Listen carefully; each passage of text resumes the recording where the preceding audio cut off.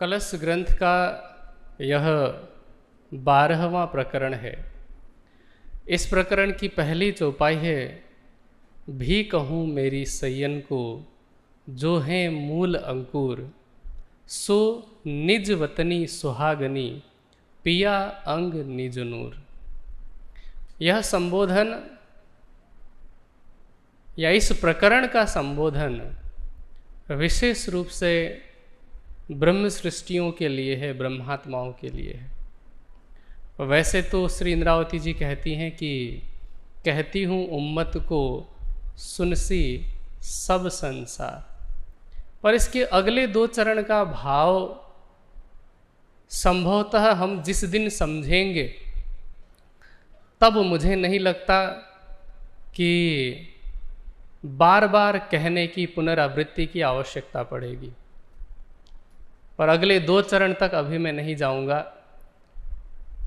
ये प्रकरण या इस प्रकरण की जिस चौपाई का भाव मैं आप सबके समक्ष रखने जा रहा हूँ, उसके बाद ही संभवतः उन 2 चरणों को कहना उचित होगा।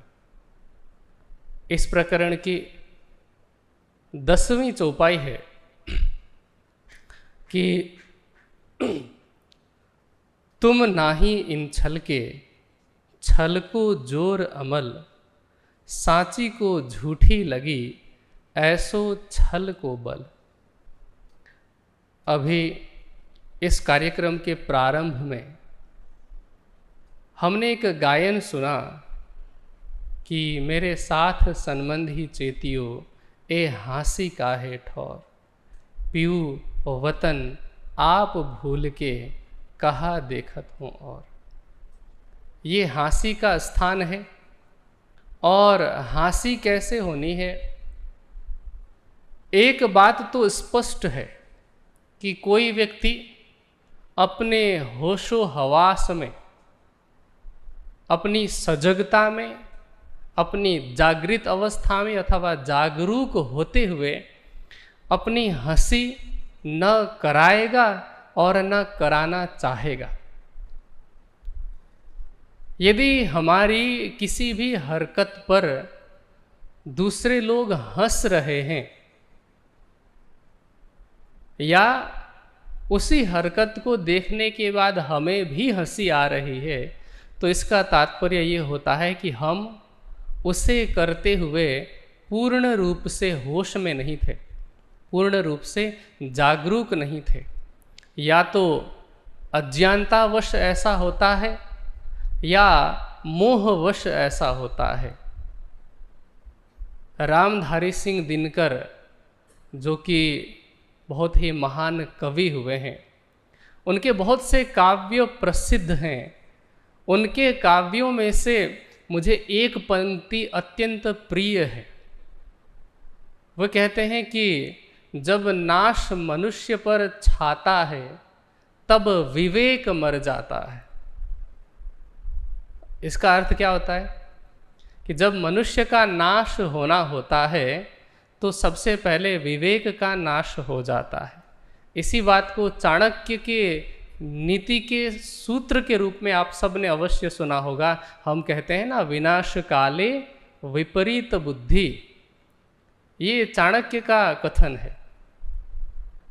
तो जब हम अपनी बुद्धि के आधार पर कार्य नहीं कर रहे होते हैं या जब हमारी विवेक शक्ति क्षीण हो जाती है या हम स्वयं ही उस विवेक को एक तरफ रख देते हैं, किसी भी प्रवाह में मोह अज्ञानता के कारण बह जाते हैं, तो उसका परिणाम होता है कि हम हंसी के पात्र बनते हैं। कोई जानबूझकर के तो अपना बुरा नहीं चाहता। वाणी कहती है कोई बुरा न चाहे अपना। कोई ये जानते हुए भी कि ऐसा करने से हमारा बुरा होगा, ऐसा करने से हमारी हानि होगी, नुकसान होगा, कोई वैसा नहीं करना चाहता। लेकिन कारण केवल यही है कि या तो इस संसार के विषयों से प्राप्त होने वाले क्षणिक सुखों का मोह या अज्ञानतावश उसी मोह को सुख या आनंद या शांति समझने की प्रवृत्ति। इन दो प्रमुख कारणों से हम अपनी हंसी कराते हैं, और उन्हीं कारणों के प्रति सजग कराते हुए, जागरूक कराते हुए महामती जी इस प्रकरण में कहती हैं कि तुम नाही इन छल के, छल को जोर अमल। अमल का अर्थ होता है नशा। वैसे अमल का अर्थ आचरण में लाना भी होता है। हम कहते हैं ना कि हमारी बात पर अमल कीजिए या वाणी की बात पर अमल कीजिए, तो अमल का अर्थ आचरण में लाना भी होता है, पर यहाँ अमल का अर्थ है नशा। छल को जोर अमल, ये संसार, इसे छल की संज्ञा दी गई है। कैसा छल? इंद्रावती जी कहती हैं कि तुम आइयाँ छल देखने, भील गईयाँ माहें छल। और छल क्यों कहा गया है? इसे आप दर्शन के उदाहरण से देखें तो दर्शन में अनेक स्थानों पर एक शब्द प्रयोग हुआ है जिसे हम कहते हैं मृग तृष्णा या मृगजल। मैंने बचपन में ये कथा पढ़ी थी, जब संभवतः मैं 11 या 12 साल का रहा होऊंगा, ज्ञानपीठ आने से पहले ही। जब ये कथा पढ़ी थी तो केवल कथा समझ करके पढ़ी, लेकिन जब मैंने मृग तृष्णा शब्द को सुना तो राज्य की कृपा से मैं समझ गया कि शायद यही मृग तृष्णा होगी, और बाद में अनेक गुरुओं की संगति में पता चला कि वही वास्तव में मृग तृष्णा का उदाहरण था। तो जो कहानी पढ़ी थी वो इस प्रकार थी कि किसी रेगिस्तान में 2 हिरण भटक गए थे, और भटकते भटकते उन्हें प्यास लगी। उन्होंने एक निश्चित दूरी पर देखा कि यहाँ पर जल है। उस जल को पाने के लिए, कि इसे पीने के बाद हमारी प्यास बुझेगी, वो वहाँ पहुँचे तो वहाँ जल नहीं था, लेकिन जितनी दूरी पर पहले दिखाई दे रहा था उतनी ही दूरी पर आगे और उन्हें जल का अनुभव हो रहा था। ऐसा करते करते वे दौड़ते गए, जल भी उतनी ही निश्चित दूरी पर आगे बढ़ता गया, क्योंकि वह जल था ही नहीं, वह तो था दृष्टि भ्रम। उसी दृष्टि भ्रम को छल कहा जाता है कि हम जिसे जैसा देखते हैं, मानते हैं या समझते हैं वैसा न होना, और ऐसा न होकर के कुछ और निकल जाना। जैसे दर्शन में एक और दृष्टांत दिया गया है कि सर्प और रज्जू, रज्जू कहते हैं रस्सी को। कई बार क्या होता है कि घरों में कहीं खूंटा होता है, या जहाँ पर हम लोग कपड़ा लटकाते हैं ना, जिसको हम हैंगर कहते हैं, ऐसे खूंटे में यदि किसी ने दिन में लापरवाही के कारण या कुछ और सोच करके रस्सी लटका दी हो या बेल्ट टांग दिया हो, और शाम के समय में जब 70% के आसपास उजाला हो, अंधेरा हो, और लगभग 30% ही उजाला हो, तो हम अचानक से उस खूंटे पर टंगे हुए रस्सी को या बेल्ट को देखेंगे तो हमें थोड़ी देर के लिए ऐसा लगेगा कि यहाँ पर सर्प है। और कभी कभी इसका उल्टा भी हो सकता है कि हम सर्प को रस्सी समझ करके पकड़ने की भूल भी कर सकते हैं। इसी प्रकार कई बार ऐसा होता है कि जब तेरस या चतुर्दशी को पूर्णमासी के चंद्रमा से 2 दिन 3 दिन पहले जब बाहर थोड़ा थोड़ा उजाला होता है, तो क्या होता है कि यदि किसी ने बाहर कपड़े सुखाने के लिए रस्सी में लटकाए हों, अचानक से व्यक्ति दरवाजे से बाहर निकले, तो वो उन्हें क्या सोचता है कि कपड़े तो ऊपर टंग रहे हैं, नीचे उसके पाँव तो नहीं दिखते, तो लोग समझने लगते हैं कि हमने प्रेत देखा या भूत देखा बाहर। ये सब क्या होते हैं? इन सबको दृष्टि भ्रम कहा जाता है। ऐसे दृष्टांत बहुत हैं, पर समझने के लिए इतना संकेत पर्याप्त है। तो छल का तात्पर्य ये हुआ कि जैसा हमने देखा जाना, माना या समझा वैसा न हो करके कुछ और निकल जाए, उसे छल कहते हैं। और यह संसार भी ऐसा ही है। ये पृथ्वी, ये माया भी वैसी ही है। इसे हम जैसा समझते हैं वैसी नहीं है। मृग तृष्णा का मैं दृष्टांत दे रहा था। मृग तृष्णा का दृष्टांत क्या है कि जब हम बालक होते हैं या बालिका होते हैं तो उस अवस्था में हम स्वयं से बड़ी उम्र के लोगों को प्रसन्न देखते हैं, ये खुश हैं। और जो बड़ी उम्र के लोग हैं उनको लगता है कि बचपन में खुशी है। बहुत सारे संगीतकारों ने इस विषय में गीत भी बनाया। कोई कहता है मेरा बचपन लौटा दो, है ना, इस प्रकार के गाने आपने बहुत सारे सुने होंगे। बच्चों को लगता है कि बड़े खुश रहते हैं, बड़ों को लगता है कि बच्चे खुश रहते हैं। जब हम बच्चे होते हैं तो सोचते हैं कि देखो इतना बड़ा झोला है, इसे लेकर के स्कूल जाना पड़ता है, फिर डेली होमवर्क चेक करानी पड़ती है, नहीं कराया जाए या होमवर्क न लिखा जाए तो स्कूल में पनिशमेंट मिलता है। तो कम से कम जब हम कॉलेज जाने लगेंगे तब खुश होंगे। लेकिन जब कॉलेज में पहुंचते हैं तो हमें क्या लगता है कि यदि अभी सही समय पर अच्छे से पढ़ाई नहीं की तो करियर नहीं बना पाएंगे, स्कोप नहीं होगा, तो अभी ज़्यादा मेहनत कर लेंगे, बाद में हम खुशी भोगेंगे, सुख भोगेंगे। फिर जब नौकरी करने लगते हैं तो उस समय सोचते हैं कि ओवर टाइम भी कर लिया जाए, कुछ सेविंग की जाए ताकि बुढ़ापे में हम लोग खुश रह सकें। और जब बुढ़ापे में पहुंचते हैं तो पता चलता है कि जिस खुशी को खोजते खोजते हमने अपना पूरा जीवन बिता दिया, हमने अपना पूरा जीवन लगा दिया, वो खुशी तो वास्तव में यहाँ पर भी नहीं है। और वहाँ पहुँचते पहुँचते पता चलता है कि वास्तविक प्रसन्नता, खुशी, आनंद, शांति तो कहीं और थी। लेकिन ऐसा पता लगते लगते कई बार बहुत विलंब हो जाता है, देर हो जाती है। फिर पता चलता है कि हम तो ठगे गए थे। बहुत सारे सुंदर साथ मेरे पास आते हैं और कहते हैं कि हमें तो राज्य का ज्ञान बहुत देर से मिला, हमने अपना जीवन गंवा दिया। वैसे तो शुभ कार्य का प्रारंभ करने के लिए सबसे उपयुक्त समय होता है कि जब आपको पता चले। एक कहावत कही जाती है कि जब जागो तभी सवेरा, पर यह कहना जितना आसान लगता है, व्यवहारिक रूप में देखा जाए तो हम वास्तव में सोचते हैं, हमें वास्तव में पछतावा होता है कि यही ज्ञान हमें हमारी जवानी की अवस्था में मिला होता, ये समझ उस समय हम में होती तो कदाचित वृद्धावस्था तक आते आते हो सकता है कि हम अपनी आत्मा का कल्याण कर चुके होते, हो सकता है कि हम ब्रह्मात्माओं की रहनी को अपना चुके होते, हो सकता है कि हम राज्य को अपने हृदय में बसा चुके होते।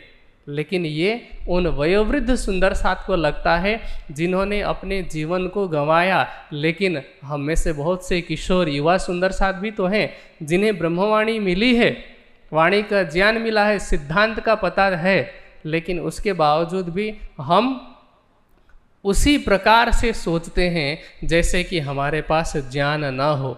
यही सोचते हैं कि चलो अभी करियर पे फोकस करने का समय है, अभी काम करने का समय है। देखिए भक्ति तो क्या है कि सुबह उठ कर के एक बार राज्य को याद कर ही लेते हैं, मंदिर के आगे दिया जला ही लेते हैं, भोग लगा ही लेते हैं, कभी कभी मौका मिलने पर चर्चा सुन ही लेते हैं। इससे ज़्यादा अभी इस उम्र में करने की आवश्यकता नहीं है। अभी तो हमारी उम्र है करियर पर फोकस करने की, परिवार का भरण पोषण करने की। जब थोड़े बड़े हो जाएंगे, रिटायर्ड हो जाएंगे तो भक्ति की तरफ लगेंगे, राज्य को तब रिझा लेंगे, वाणी तब पढ़ लेंगे, चिंतन तब कर लेंगे। लेकिन होता इसका उल्टा ही है।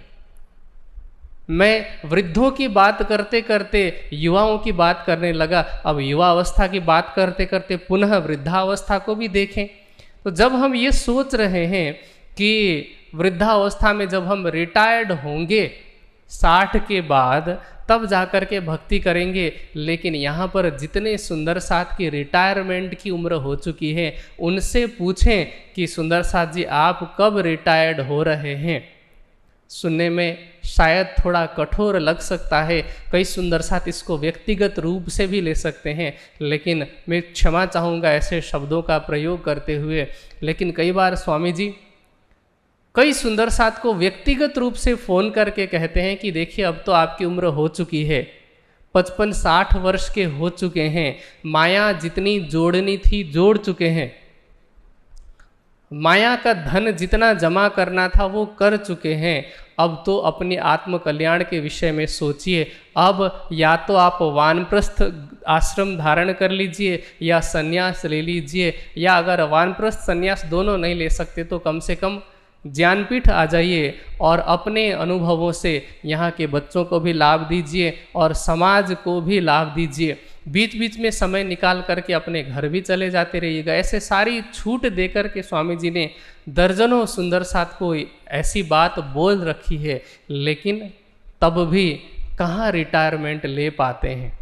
मैं बहुत सारे ऐसे सुंदर साथ को भी जानता हूँ जो सरकारी नौकरी से रिटायर्ड होने के बाद अब वही काम प्राइवेट सेक्टर में जा कर के करने लगते हैं, ये सोचते हुए कि हमारे बेटों को तो हमने पढ़ा लिखा करके बड़ा कर दिया, अब पोते पोतियों की बारी है, फिर पर पोते पर पोतियों की बारी है, और ऐसा करते करते हम कब गुजर जाते हैं पता ही नहीं चलता।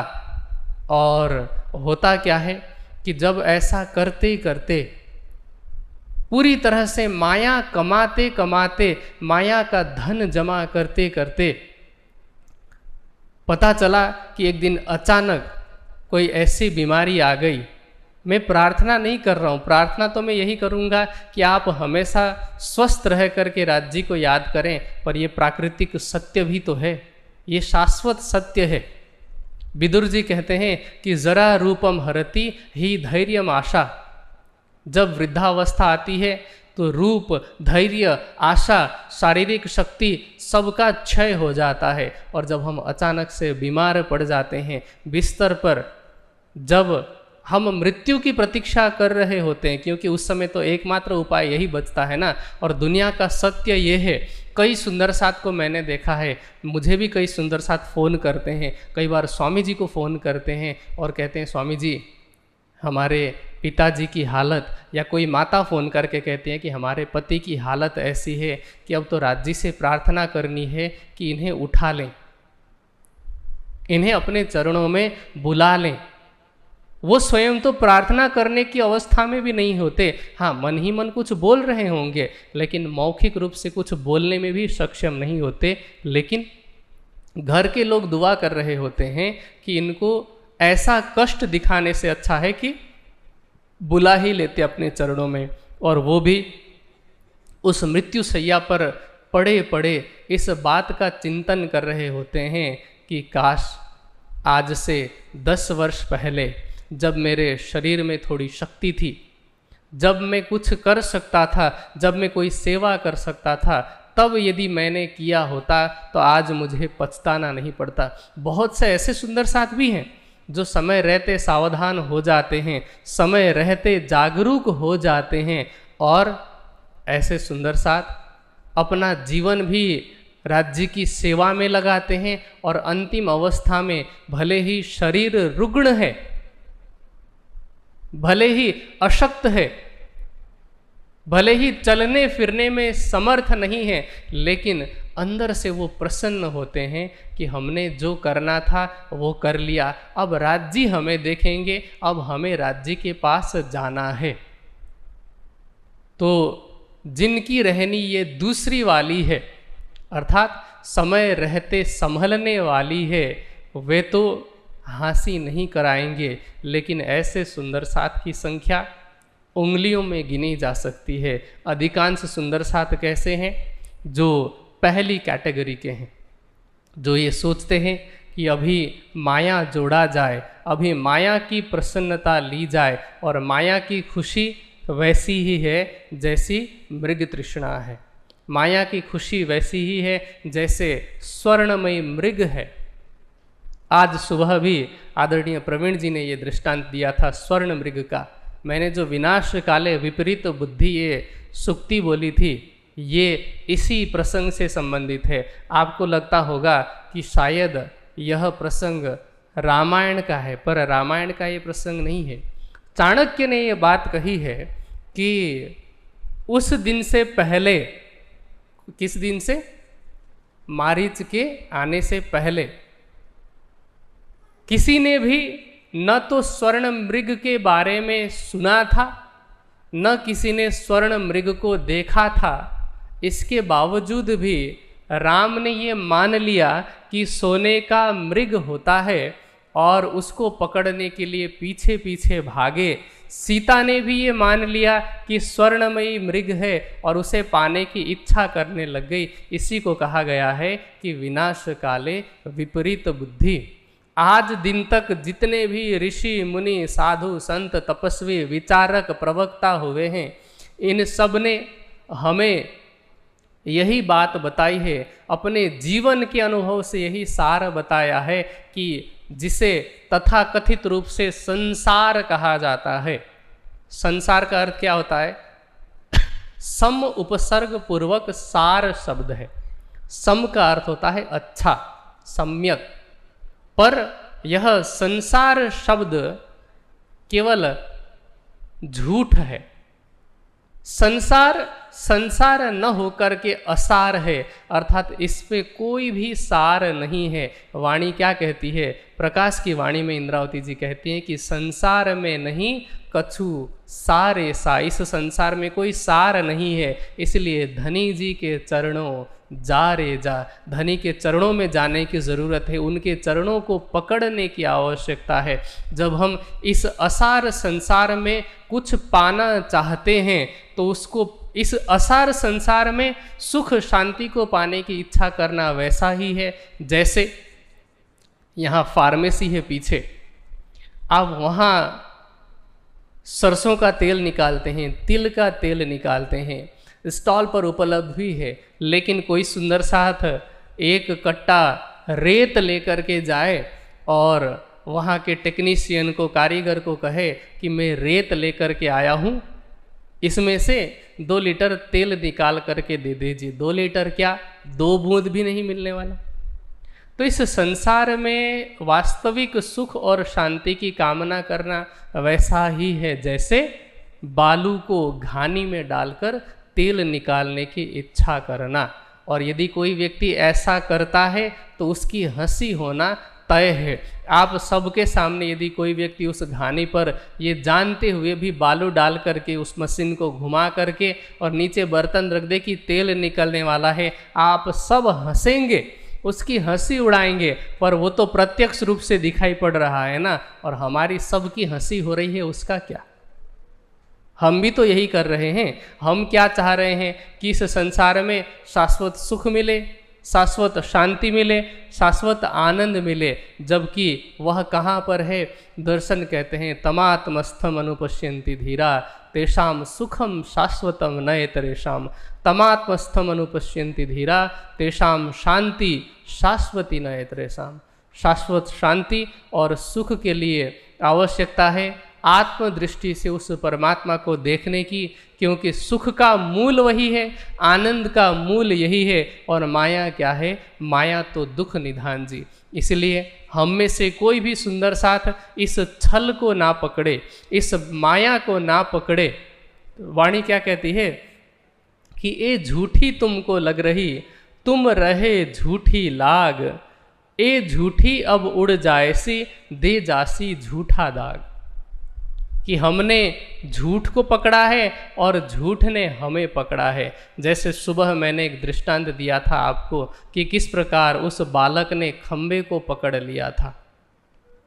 अब जब ये पता चले कि खंबा भी नहीं है तो क्या होगा कि झूठ तो उड़ जाएगा, लेकिन जो हंसी रूपी दाग है हमारे आत्म जागृति के क्रम में, ये दाग हमेशा बनी रहेगी कि हमने इस झूठ को पकड़ा था, इस झूठ को अपना माना था।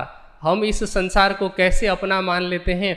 एक पक्षी होती है, हम टिटहरी कहते हैं ना। टिटहरी पता है क्या होता है? टिटहरी को पक्षियों के दुनिया का मौसम वैज्ञानिक कहा जाता है। वैसे इस विषय में मैं अभी नहीं जाना चाहूँगा, आप जाकर के बाद में गूगल पर सर्च कर सकते हैं कि वो मौसम वैज्ञानिक कैसे है। पर अभी के लिए मैं एक बात बताऊं, ऐसा कहा जाता है, लोक कथा प्रचलित है कि टिटहरी सुबह सुबह नदी के किनारे पीठ जमीन की तरफ करके अपने पाँव को आसमान की तरफ करके आवाज़ करती है, ज़ोर ज़ोर से शोर करती है। तो लोग ऐसा कहते हैं कि टिटहरी ये मान रही होती है कि आकाश गिरने वाला है और मैं उसको थाम रहा हूँ। वो तो पक्षी है, वो क्या सोच करके ऐसा करती है वो हमें पता भी नहीं, लेकिन लोगों ने ऐसा बताया। पर इस दृष्टांत से हमें क्या सोचना चाहिए कि हम भी उस टिटहरी की तरह ही करते हैं। हम ये सोचते हैं ना कि हमने इसे थाम रखा है, हमारा अपना अपना आकाश है जिसे हम थामने का दावा करते हैं। किसी का आकाश क्या है, ये 5, 10, 20 लोगों का परिवार, कुटुंब, कबीला। किसी का आकाश क्या है, समाज, सोसाइटी। किसी का आकाश है पद। और हम क्या कहते हैं कि हम नहीं होंगे तो ये परिवार नहीं चलेगा, हम नहीं होंगे तो ये समाज नहीं चलेगा, हम इस पद पर नहीं होंगे तो उस पद की गरिमा नहीं रहेगी। यहाँ तक कि इस देश में ऐसी प्रधानमंत्री हुई हैं जो कहती थी कि मेरे जाने के बाद देश का क्या होगा। उनके जाने के बाद भी देश चल रहा है, दुनिया चल रही है। इलेक्ट्रॉन प्रोटॉन में गति नियमित रूप से होती है। मैं आपको एक बात बताऊं, समय तो मेरा बस होने ही वाला है, केवल 2 मिनट का समय मैं लेना चाहूँगा कि हमारा नियंत्रण हमारे अंदर भी नहीं है। अंदर का तात्पर्य, हम जिस शरीर को सबसे अधिक अपना मानते हैं उस शरीर पर भी हमारा नियंत्रण नहीं है। आप चाहें कि मैं अपने कंट्रोल से सांस ले लूं या छोड़ूं, पूर्ण रूप से संभव नहीं है। आप अपने पलक तक को नियंत्रित नहीं कर सकते, आप अपने हृदय गति को नियंत्रित नहीं कर सकते। आपके अंगों में, और अंगों के जो हिस्से हैं जिसको हम उतक कहते हैं या अंग्रेजी में जिसे टिश्यू कहा जाता है, उनमें आपका नियंत्रण नहीं है। टिश्यू के भी जो सूक्ष्म अंग है जिसको हम कोशिका कहते हैं, जिसको हम सेल्स कहते हैं, उसमें हमारा कंट्रोल नहीं है। फिर जो न्यूक्लियस है उसमें हमारा कंट्रोल नहीं है। हमारे शरीर के इलेक्ट्रॉन, प्रोटॉन, न्यूट्रॉन में हमारा कंट्रोल नहीं है। इससे बाहर की बात करें तो जब सोचिए कि शरीर में ही नियंत्रण नहीं है तो संसार में नियंत्रण कैसे हो सकता है। लेकिन हम चाहते हैं कि सब कुछ हमारे नियंत्रण में हो, सब कुछ हमारे आधार पर हो, पर होता कुछ नहीं है। और वास्तव में यही सबसे बड़ी हंसी है कि जो हमारे हाथ में नहीं है उसे हम हाथ में लाने का प्रयास करते हैं, और वास्तव में जिसे हम अपने नियंत्रण में रख सकते हैं, किसे, वह अक्षरातीत जो हमारे नियंत्रण में आने के लिए हमेशा तैयार है। आज तो खट ऋतु का भी तो दिन है ना। खट ऋतु की वाणी क्या कहती है कि जब राज्य को हम प्रेम से अपने हृदय में बसाते हैं तो इंद्रावती जी की तरह राज्य को क्या कह सकते हैं, हवे जेम नचवूं तेम नाचो मारा वाला, आव्या इंद्रावती ने हाथ। माया हमें नचाती है लेकिन राज्य हमेशा हमारे हिसाब से नचने के लिए तैयार होते हैं। वो राज्य जब व्रज में आए थे तो गोपियों की एक छछिया भर छाछ पर नाच नचने के लिए तैयार होते थे। वही राज्य इस जागने के ब्रह्मांड में भी हमारे आधार पर नाचने के लिए तैयार हैं, अर्थात हमारे हृदय में विराजमान होने के लिए तैयार हैं। लेकिन हम इतना कहने के लिए तैयार हों कि अर्श तुम्हारा मेरा दिल है, तुम आए करो आराम। हम मुख से तो कहते हैं पर मुख से कहने से क्या होता है। हम किसी महान व्यक्ति को या किसी बड़ी विभूति को अपने घर पे बुलाना चाहें और कहें कि आपका स्वागत है, लेकिन घर में झाड़ू भी नहीं लगाया हो, घर पे मकड़ियों का जाला हो, पंखा धूल चिपका हुआ हो और बिस्तर भी पुराने फटे हो, मैले कुचैले हों, हम खुद भी 2 दिन से नहीं नहाए हों, पसीने से तरबतर हों, तो क्या होगा, हंसी होगी ना। तो इसी तरह से इस संसार में भी हम जो करने आए हैं यदि वो नहीं किया और जो नहीं करने आए उसे करने लग गए तो यही सबसे बड़ी हंसी है। इसलिए श्री इंद्रावती जी ने बार बार कहा कि ये हंसी जो आप करा रहे हैं उसे नहीं कराना है। सबसे बड़ी बात जागरूक होना है, जागृत होना है। जो व्यक्ति जागरूक रहता है उसकी हंसी कभी भी नहीं होती है। एक भोजपुरी में कहावत कही जाती है, हमारे आचार्य श्री हीरालाल जी जो अभी तो यहाँ पर नहीं है, उनके मुख से मैंने सुना था। वो कहते थे कि जागल रहे करे का कोई। जो व्यक्ति जागरूक रहता है, जागा हुआ रहता है, तो तो उसे उसका कोई कुछ भी नहीं बिगाड़ सकता। और यह भौतिक संदर्भ में नहीं, यह वास्तव में आध्यात्मिक संदर्भ में है कि जो जागरूक रहेगा उसकी माया हंसी नहीं करा सकती है। और हमें भी आवश्यकता है कि हम जागरूक हों और जागरूक होकर के अध्यात्म के पथ पर आगे बढ़ें और राज्य को अपने हृदय धाम में बसाएं। बस इन्हीं शब्दों के साथ मैं अपनी वाणी को विराम देता हूँ। सभी को प्रणाम।